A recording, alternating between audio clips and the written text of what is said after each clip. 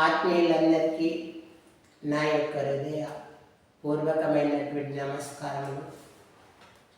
భగవద్గీత నుంచి ఒక 3 శ్లోకాలు చదివి వినిపించాలని నా యొక్క అభిప్రాయం.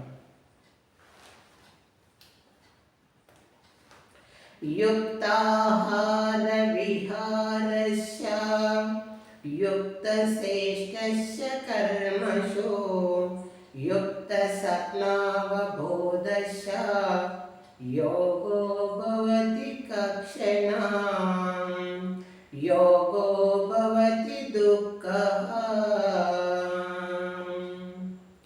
యదా వినియంతం చిత్తం ఆత్మాన్నేవ వసిష్ఠతే నిస్సృజాం కామేభ్యో యుక్తం వీక్షంత తేహినాం.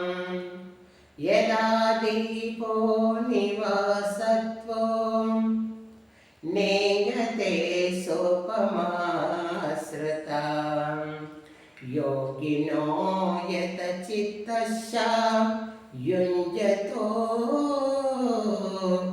యోగమాత్మనః.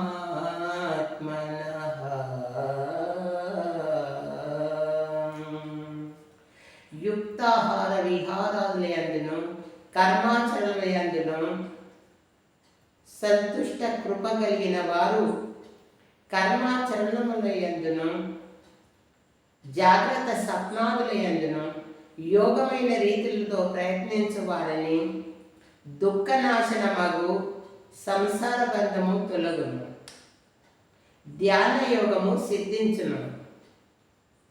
చిత్తమును పూర్తిగా వశమునందుకొని దానిని పరమాత్మ యందే స్థిరముగా నిలిపినప్పుడు మనుజుడు సర్వభోగముల యందును ఆసక్తి లేనివాడగును. అప్పుడే అతడు యోగయుక్తుడనబడును. అర్జున, గాలి లేని చోట పెట్టిన దీపము నిశ్చలముగా ప్రకాశించినట్లే మనోనిగ్రహము కలిగిన వారి చిత్తము నిశ్చలముగా నుండును.